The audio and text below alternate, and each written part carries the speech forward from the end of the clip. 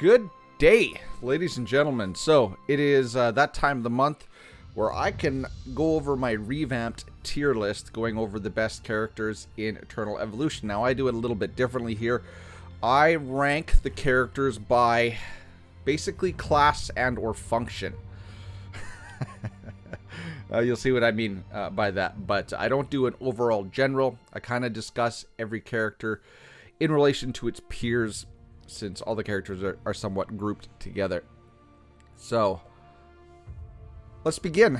So I'm doing it now. It is April 22nd because Miranda's been out for a week. We got Rosaris very early in the month. So we have had 2 characters released, and we're going to actually get a 3rd character released at the very tail end of April. So I wanted to do this now so that I could do this in another 4 weeks after we get 2 more characters. That makes sense? I think so. Alright, so let's pop up the tier list. And as always, I am going to get rid of my head in case you want to screenshot this. 3, 2, 1. Alright, okay, there, we're done. So that's the tier list. I have made some somewhat significant changes to it. I added Prigor Moriami onto the AOE DPS, since they are, even though they are hunters, they are AOE DPS. So we're going to start at the top. We're going to talk tanks. Now, the tanks, a little bit has changed this last month. Pandemonium has gotten nothing but more important. So Pandemonium and Zeta are your top tier tanks that you're going to go for. All of you, as you come up in the game, are going to have these other 4. I'm just going to state this right now. Langle is still trash. You can use him as food. And I am now putting Hercules as trash as well. Unless they do something, I don't really see a good use case for Hercules. You can use both these characters very early game, but please, as soon as you get some of these other elite tanks, drop whatever you're doing on Langle and Hercules and use these 4. But keep in mind, you are going to want to shoot for Pandemonium first and then Zeta. Pandemonium is the engine, is the linchpin that makes all of the tanks go. He elevates all of these elite tanks. We'll get to Queet, but and the way that they changed Twilight Lands now, the tank team is probably the most important team for Twilight Lands Stage 16, given all the changes they made. You pretty much need to run the tank team almost for every stage in 16, and I've heard of some people in my cluster using the tank team in every stage, 1 through 10. So Pandemonium is hands down the best tank, and he is getting better. He definitely got better this month.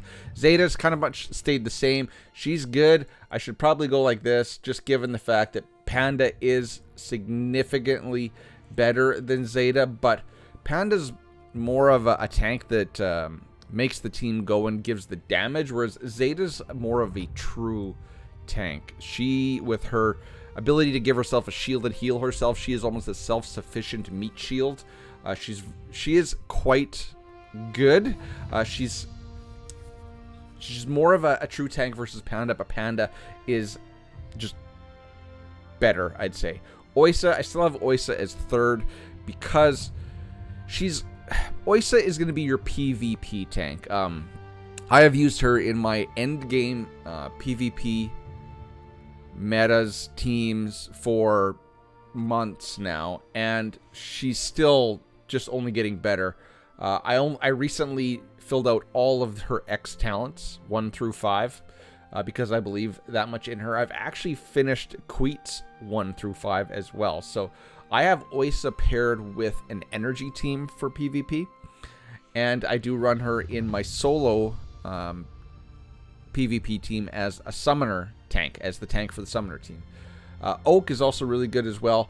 Oak, Boar, I'd say are more of your PvE tanks, given that Oak has his cheat death, where he can regen some health and not die, so he does have some sustainability. He does have some knockdown, which I will say all 4 of these elite tanks have some knockdown, which pairs with Pandemonium in a PvP setting. Oak is good. Boar is also good for a PvE tank. He does have PvP uses given his flip to the back. He kind of can, you can slot him into a tank team to deal with Leo. But I am giving the edge on this list to Oysa and Oak, just given how they got a lot of CC built into their kit, a lot of survivability. Oysa's CC is amazing. Oak's survivability is amazing. His CC isn't as good as Oysa, so that's why they are 3 and 4. I am putting them tie, but if I had to give the edge, I'd give it to Oysa. And then Boar is okay. Queet I really enjoy on the PvP tank team. His HP isn't that high, so I got him maxed out. He's Immortal 5 to X5 talents, and his health is not that high, but what he does is he jumps into the back line, knocks people down, stuns them, and on the PvP tank team with Pandemonium, then he goes into, I'm going to knock you all down to the phase. I'm going to all knock you down to the floor phase. So I have come to actually really enjoy Queet, and as such, I've moved him up on this list. All right, healers. Okay, so here's the first new entry to the April tier list.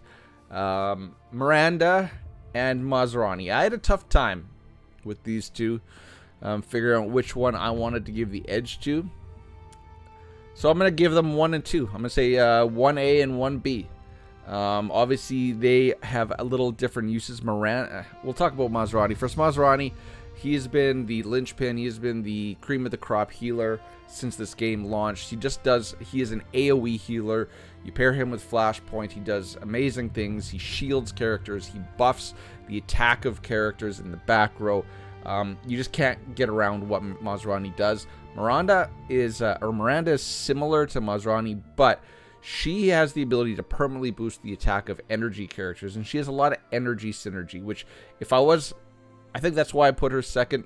1B is because her kit has a lot of niche uses, that being energy and hunter, and mainly energy.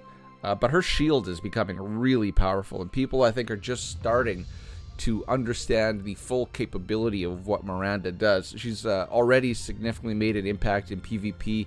She is almost mandatory for Sincero Marsh X2 and 3, which, you know, I should put her high. No, I put Mazrani on that team though as well. So, but she is critical to get through Sincero X2 and 3. She's just really good. She's really good in Guild Hunt as well. A lot of people are starting to use her effectively in Turbine, in Spider, especially in Spider. She's really just very good, but I am going to give her 1B class under Mazrani for healers. Serena, she's moved down a bit, but she is still separated from Bada. Unfortunately, Bada, even though they've tried to buff her, she's just not cutting it. She's got really good burst healing, but other than that, meh. Whereas Serena has the AOE defense up, which is really nice. Serena, I wouldn't recommend X30ing Serena anymore, but I am giving Serena the 3rd spot on the healer ranking on this tier list. Loran, now Loran has started to get a little bit more use this last month. If you've seen Gameplay Horizons video, he puts Loran in his tank PvP team, I do believe. But Loran is still, for the majority of people, for you, me, your mom, your sister, he's a beginning. He or she, I can't remember. He or she, or they, I should say, are a beginning healer for the game that you will use until you get Serena, and then you will slowly drop him as you get some more of the SSS heroes. Oh, white. I was just looking over my 3rd screen to make sure everything's still recording good. AOE DPS. Now, this list, I have changed up this list. I have added Prygor and Moriami to the AOE DPS because despite being hunters, they are AOE characters. So I thought about making this energy and hunters, changing up the classes, But I can't do that because, namely these 4 right here, they really should be flip-flopped for their class. I think Prygor and Moriami are more like energy characters than hunters, and Sorietta and Nautilus are more like hunters than energy. But these 2 are single target multi-hit DPS, and these 2 are AOE DPS, so I felt it prudent to actually shuffle them up, which is making the AOE DPS class very, very crowded. Start off at the bottom, get this out of the way. Murphio, Ornn, and Karma. Treat them as food. They are trash characters. You will never use them. You will not get any mileage out of them. They are not good. Murphio is still really hard to get for being a crap character. So those 3 out of the way. Use them as food. Don't look back. You're going to use Karma in your first week in this game, and then you're going to replace him, and you're never going to use him again. And I'm going to touch on Omar and Paluno right now. They do have longer beginning use case than Murphio, Ornn, and Karma. You can use Paluno in Faction Mines early until you replace him. You can use Omar in Sincero Marsh up to mid-game before you're going to replace him. But then once you do, you're never going to use these characters again. Now let's move to the top. Hands down, the king of AOE DPS is Northion. Northion is a top 5, definitely top 3 character in this game. He is one character that you are going to want to get sooner rather than later. Northion is the king of AOE DPS, and like I said, top 3 character in the game. Now, 2 and 3. I used to put these 2 as in 2A and 2B. Not anymore. I'm going to give the edge to Luke versus Ravenna. Ravenna is... They're both fabulous characters, but Ravenna is more... It was always the case that Luke was had more PvP viability than Ravenna. I do have Ravenna in a PvP team, but she just dies. She's kind of the sacrificial lamb to get grace bonuses triggered. But Ravenna is absolutely excellent in PvE modes where you need AOE DPS. But Luke is also very, very good in PvE modes where you need AOE DPS. I am also giving Luke the edge because he is an AOE defense down. I've highlighted Luke recently on my channel. I have really come to appreciate Luke, and he is definitely second on this list just for his overall usage. Both of these characters are going to be good in Guild Hunt Spider Boss. Both of these characters are going to be good in Sincero Marsh X2 and 3. But Luke brings more to the table PvP wise, which gives him the edge. Luke, much more exclusive, harder to get than Ravenna, given that the game feeds you Ravenna in week 1.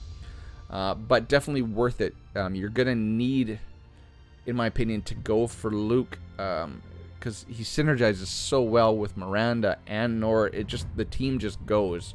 Miranda definitely elevated the energy team. Now, enough about those 2. So Northion, clear number 1. Luke, clear number 2. Ravenna, clear number 3. But keep in mind the characters are different. They have a little bit different use cases. And then we get into this big clump in the middle. So, Falvia and Kayn are basically they're good. I'm gonna say they're good, but they're not great and they're not trash. They're the stand-ins basically until you get Luke and Ravenna. So you can use them in any energy bond in Twilight. You can use them in any PvE game mode that requires AOE DPS. They just buffed Falvia, which is why that she gets the edge. She's the top of all of these because she will assist any other AOE DPS. So she's actually gotten a lot better this month. And these 2, specifically Kayn and Falvia, like I said, are going to be your stand-ins until you get Luke and Ravenna in all the game modes where you would use these two. Nagrama, I still like Nagrama. I think Nagrama is an excellent beginning game character. He's very easily accessible through the Rise of Heroes, especially how they changed it. So now you can go for any other characters that have been released in Rise of Heroes. He's great in early Sincero Marsh. He's great up to endgame in Sincero Marsh. He's good in Crimson Rot, and I will say this: Luke, Ravenna, Falvia, Kain, or Northion are all great in Crimson Rot in the Katosian Triangle. I didn't stutter on that one. But Nagrama definitely is not as good as the 5 people above him. Prygor and Moriami. I struggled with where to put these two, and I had to put them last given their exclusivity. So I've said this before, you all know this. Prygor you get from Twilight Lands reward shards, and Moriami you get from Summit. Now Moriami, unless you're going to spend genes on her, and unless you score really high in Summit Arena, you're going to be a long time getting a Moriami. I still don't have her Immortal. I think I just have her Legendary on my main account. Just because I use my genes on new release characters. I will get her up there. I will say that Moriami is very good once you get her to Immortal and then get her all tricked out. Prygor is also really good. She is a hunter buffer. Both of these two are attack speed characters. They both kind of help each other, but Prygor gives attack speed to the character in the next row, which makes Prygor and Moriami also really good for the new Disa Caves X2 and 3 levels. But given their exclusivity and the fact that unless you're a really big spender, you're probably not going to have them anytime soon, I put them at the tail end of this grouping. So that's AOE DPS. Now let's get into single target DPS. For the most part, these are all single target, although Old John is also kind of technically AOE, but I left him down here. Anyway, so let's start at the bottom. Xander. Again, much like Murphio, or Paluno, I should say, not Murphio. Ugh. Xander is someone that you can use very early game, but he is very quickly going to get displaced by all your other characters that you could use. Very early, you might use him in faction, Soul Mine, Faction Mine for Atlas characters, but then you are just not going to use him, and he does not put out good damage. He just does not bring anything to the table that you can't get from 30 other characters. So he's trash. You can use him as food. I'm going to just say that outright. Now let's move right to the top. I struggled with this one as well. Emma and Rosaris. And you know what? I'm going to do it. So for those of you that screenshot at the beginning and then took off, sorry, but you're going to have the wrong one. So I am giving Rosaris the number 1. I had Emma at number 1 given her damage output, her use in Guild Hunt Whale. And Emma's a great character, but my X20 Rosaris can almost put out as much damage as my X30 Emma. And given that Rosaris buffs all the hunters, I kind of have to put Rosaris at the number 1 spot. Emma has 0 PvP viability at endgame, whereas people are starting to come up with Rosaris comps. And given that Rosaris is mandatory pretty much for Disa X2 and 3, yep, Rosaris is the number 1 queen of single target DPS. Emma, very close on her heels, but definitely number 2. And I'm actually going to give her a little bit of separation because I don't want to have those two associated together. Now, these 3. Taylor, Azina, and Bot Mark 2. Bot Mark 2 and Taylor are probably going to be the most used and viable elite characters in the game. Other than maybe, say, Oak and Oisa. Because Taylor, beginning game, he is the best character you can have at beginning game. He's going to do the most for your roster at the beginning through to mid game. I can't sing Taylor's praises enough. You're going to use him in Terradome everywhere. You're going to use him in the Roulette of Truth, the Idar boss. You can use him in anything that requires high DPS. You're going to you use him at end game in Guild Hunt Turbine, but he has lost his use in Guild Hunt Turbine to Miranda. Miranda can buff up the team significantly enough that better or more so than Taylor. So Taylor has lost a little bit of use case, but given how good he is for and Bot Mark 2, how good they are for everybody, and for how long you get viability out of them, I have to leave them up there. Bot Mark 2, whereas, so Taylor I might not use anymore. And in fact, I don't really use him anymore at endgame. I do still use Bot Mark 2. I don't even use Azina anymore. Azina you can use in DISA X3, and Azina is good for being an attack speed booster for hunters, or for same row allies, I should say. So I do have her up here, but I think maybe I might bump her. In fact, I'm gonna do it. I'm gonna do it. Given that Azina is no longer in the week 2, so new players cannot get her, I am gonna put her here. And I'm tempted to put her down here because given Rosaris, Rosaris kind of negated a need for Azina, and given that Azina, we just had one of her banners, she's no longer in the week 2 banner, and who knows when she's going to come back. It's going to be, she's kind of in the same territory as Prygro Moriami now. So I am going to give Bot Mark 2 and Taylor a bump up in this tier list. So again, to those of you that screenshotted and bounced, sorry, you got the wrong one. So Azina, I'm going to move down here, and I am contemplating move her down here because, or actually, you know what I'll do? I'll do this. I will put her in the same spot as this, because you can use your Azina in Guild Hunt Whale Boss, which is what you're going to primarily going to use these two for, Sorietta and Nautilus as well, near endgame until you get your assassins built up. So Azina, Sorietta, and Nautilus.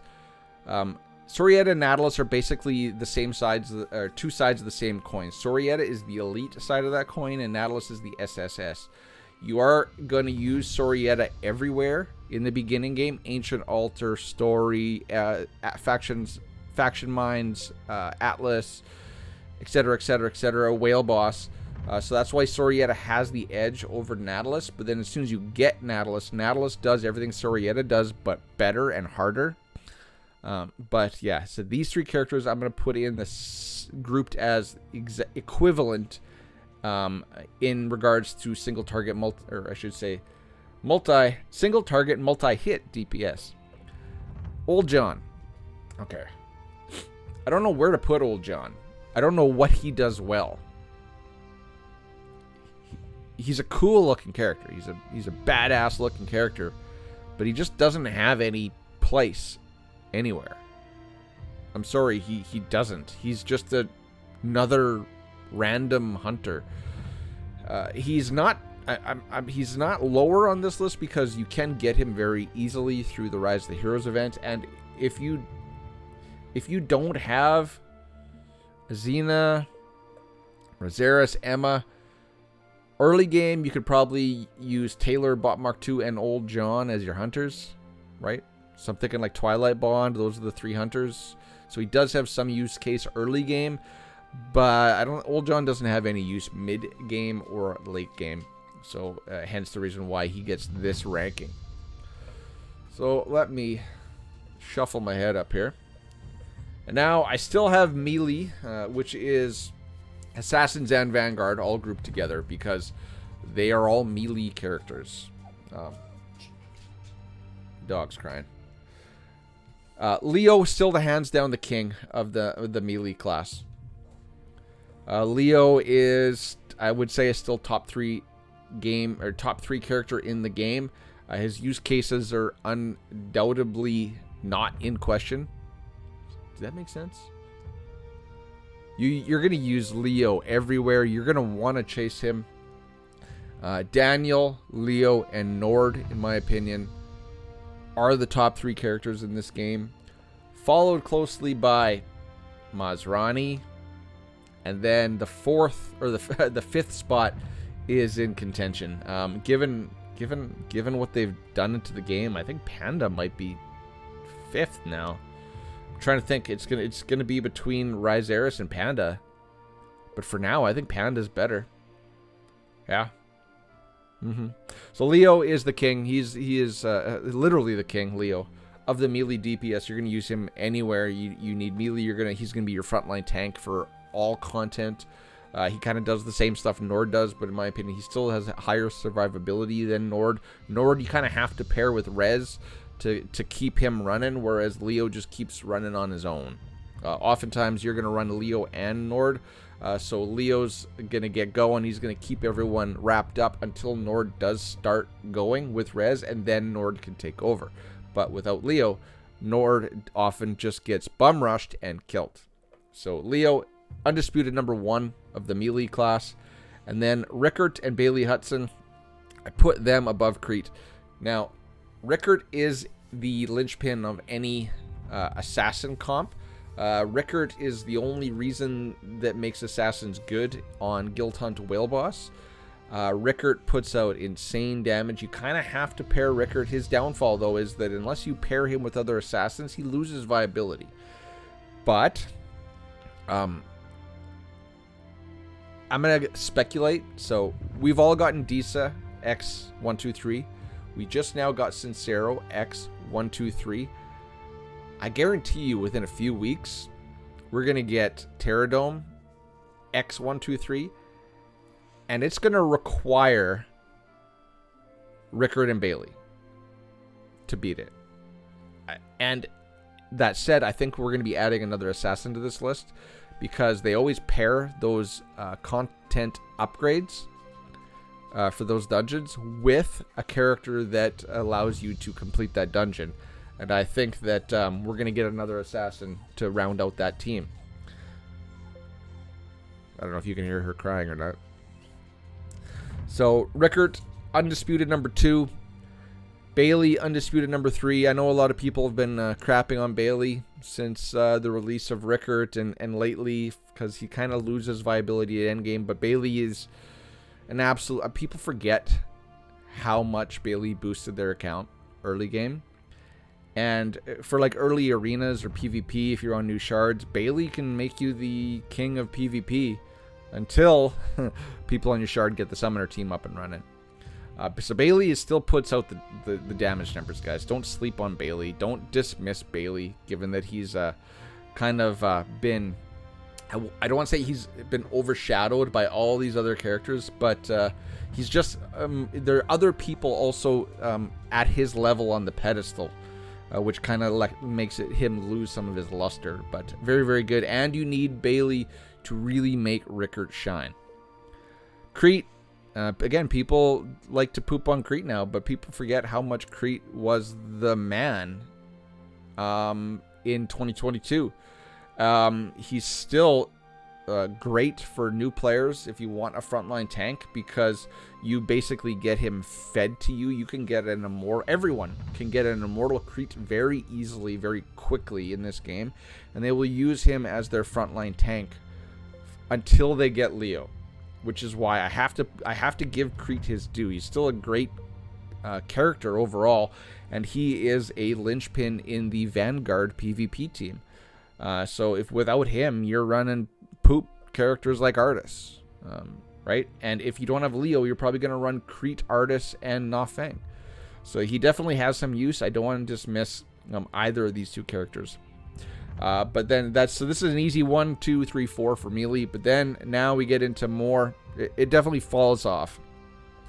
Na Feng definitely next in line, given that he is a booster to the king of this division, Leo. Na Feng literally increases Leo's attack, which makes Leo just go that much faster, stronger, higher. But other Na Feng by himself is a crap character. He's just a facilitator to other Vanguards, namely Crete and Leo. And then Randall and Rakana are also just your facilitators to Rickard. So if you don't have Bailey, you're going to run Rickard with Randall and Rakana. Now, I don't want to say that they're crap, because I definitely got a lot of usage out of Randall and Rakana early game. And if you don't have Rickard and Bailey, you're going to probably be using Randall and Rakana for Terradome and the Relay of Truth, the Idar boss in the Katosian Triangle. So they're not trash. I still use them on my free-to-play account. I use them on my medium-size account. And on my medium-size account, I do have Rickard Immortal, and these two are definitely used with Rickard for content that requires them.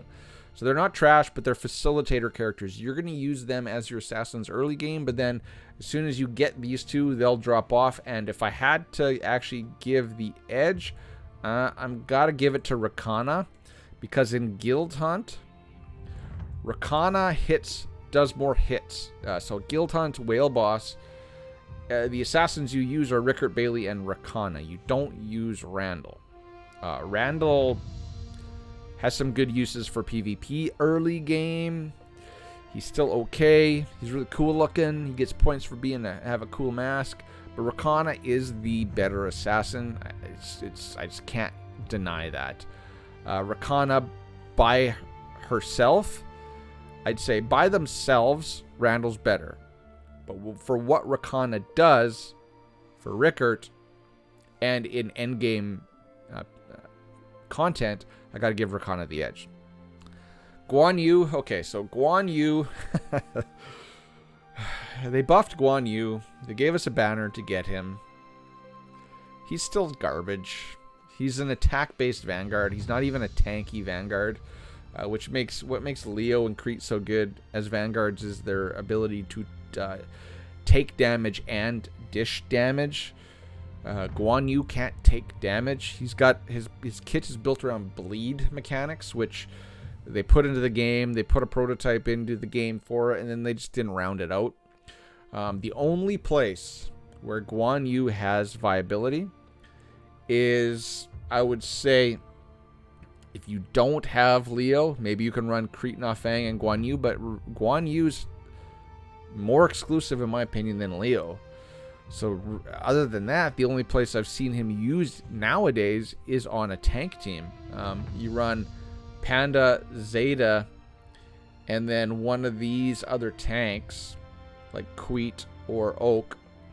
And then you run Guan Yu as a scoop mechanic. He just kind of grabs everyone, groups them all up, and then your tanks just ground and pound them into oblivion. Other than that, he's got no use case. Artis. The only reason why Artis is this high now is because of what he brings to the table for beginning game. For the vast majority of you, Artis is going to be your beginning game tank. He was viable at endgame. He had some uses in PvE content based on what his kit brought to the table, but they have nerfed him into oblivion. They did Artis dirty. So, very early on, as soon as you get someone like Crete, you might use Crete Na Fang and Artis on a Vanguard PvP team, but I think people are quickly going to drop Artis in favor of other characters. So Artis is now last. I actually had Artis up here with these three, given his what he brought to the table from his kit, but now he's pretty trash, other than being an early game meat shield. Support. Okay. One change I made to support, and we only have, and these are pure support classes. I used to have Hypnos, I should say, around here, mainly as a hate deflector, because people early game like to simp for Hypnos. He's trash. Come on, guys. He's trash. He's absolute trash. So I'm at this point, I'm saying use him for food. He is poop. He is poop. I said it. Now, Anaruda is starting to get more shine. I'm actually seeing people pairing Anaruda with a summoner team. But I still can't put him any higher than like just over midline on this list. because he's so niche. It takes you a long time to get him. You gotta get him to X30 to even be viable. Don't worry about Anaruda, but he's not trash. He's not great though. He just is what he is. He's middle of the pack. He has a very, very, very selective use cases. But Rez, oh man, Rez. Ever since I started the game, people were singing Rez's praises, and Rez is just, he's the undisputed king of the pure support class. And I like to break out supports and healers. Because he just supercharges everyone else, and people sleep on his so Rez has an ability where he will strip turn meter from enemies, and that ability is really strong. I've seen in PvP going against a Rez, I've seen my Ampu just get turn meter locked, where I just cannot get the turn meter, or not the turn meter, the energy. I cannot get the energy to reach my ultimate because Rez just keeps stripping it. So Rez has excellent offensive capabilities, but I'm going to say now he has excellent defensive capabilities as well. So Rez, the undisputed king of support class. Pure support class, I should say. Now summons. Summons hasn't changed at all because nothing's changed with summons. Daniel is the linchpin. He is the engine that makes all summoners go. Ampu's the damage dealer, although there are cases, depending on what content you're doing, where Daniel will do more damage. Daniel is a top 3 character. I would say it's Leo, then Nord, then Daniel. Although on my baby account, I got Leo, then Daniel. Now I'm going to be going for Nord, just because of banner progression, right? Like, the last Daniel banner was with double chip, and a lot of people were able to really, really boost their Daniels, which is funny because I do believe Daniel was around or the banner when the last double chip event came out. They've always made Daniel really easy to get around events. Christmas event focused on Daniel. This last double chip was with Daniel. Daniel is the undisputed king of the summon division, but these two, I should probably go like this, just if I'm being honest. So Anpu is also close to God tier, but he just doesn't shine as bright as Daniel. Ampu is a damage and a CC and a PvP deity, which makes sense since he's based off of Anubis. You need him for Crimson Abyss to get your leveling mats. He is one of the top 6 characters for Twilight Lands. He is one of the top PvP characters. You need him for Mirage Space. You need him for the Rise of Heroes, the highest level of difficulty. You need Ampu everywhere. They really have developed so much content that requires Daniel and Ampu. Ampu was the first Leo killer. Ampu is awesome, but given that you don't use Ampu in Guild Hunt, you do use Daniel in Guild Hunt, and you always use Daniel with Ampu because Daniel buffs Ampu's summons. Daniel buffs all the summons, but Daniel is used everywhere, whereas there are some places where you don't use Ampu. So that's why Ampu is second. Sorvali is third because she turns Ampu from a lower class ED to a upper class ED. So Sorvali is the engine, is the driving force behind Ampu, and her heals are nice.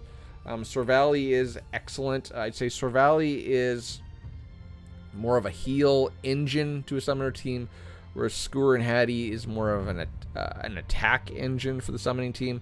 But you will use Sorvali more than Skewer, since Sorvali has 4 summons that she brings to the table, which have anti-Vanguard synergy, or they have anti-Vanguard built into their kit. each one of her little summons becomes a super nuke bomb for Ampu. Whereas Skewer and Hattie has one summon, and it's not really a summon because if the summon dies, Skewer dies. They should change that. If they change that, maybe I would bump her up away from these other summons. But Servali definitely gets the number 3 spot. Skewer and Hattie has a place at endgame, and that is in Guild Hunt Turbine, given that she boosts the attack of all summoners, or actually the whole teams. You can actually mix and match Skewer and Hattie with other characters, other teams, and you'll still get the benefit of the attack boosting part of her kit. But, you know, paired with Daniel supercharges Skewer and Hattie. Skewer and Hattie has supercharges Daniel, like, right? So she is good, and she has the edge over these last 3, but I am putting her kind of in with these last 3, just based on overall use cases. They have switched and made Skewer and Hattie the week 2 banner along with Emma. I still think you should go for Emma early game. You don't really need Skewer and Hattie mid game, early game. She has, you know, you can get enough out of Senway and Kalaza to not really feel the loss of Skewer and Hattie. But she does have a place at endgame. She does do more with her kit than these 3, so that's why she's 4th. Senway, Kalaza, and Muka, they all still have use cases at endgame. Senway and Kalaza you need in Guild Hunt Turbine Boss, and Muka you do need for Crimson Abyss stage 14 and 15. Pardon me, and you also do need Muka for Mirage Space, whereas you don't use Senway or Kalaza in Mirage Space, which is a summoner content, summoner dungeon. So all of these 3, every summoner has viability, hence the reason why they're all shoved up front. There are no trash summoners. Muka used to be trash, but they've since made him better. Hell, they even gave him his own gear kit, his own gear set for PvP and for Mirage Space. So they've definitely done enough to boost Muka. You're gonna always use Muka as a tank character now. Don't try to build him for damage, even early game. He just doesn't do it. So there it is, ladies and gentlemen. That is the 42 minutes. Oh my god, no one's gonna watch this. All right, so this is the tier list for April 2023.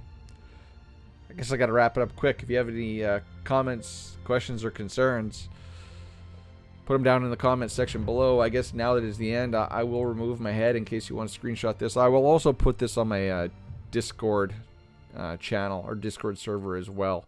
I'll screenshot it so it's available there. Oof, if you've made it to the end of this video, put hippopotamus in the comments. I'll know you made it to the end. I wanted to make it something absolutely weird and out there. I didn't mean to talk that long, but there was a lot to discuss, and as they add more characters to the game, this video is probably going to get longer and longer. I'm sorry for the length, guys. It sure didn't feel like I've been rambling for 43 minutes. But this is the tier list. This is for April 2023. Take it easy, guys. Have a good one. Till next time. Cheers. Peace. Bye-bye.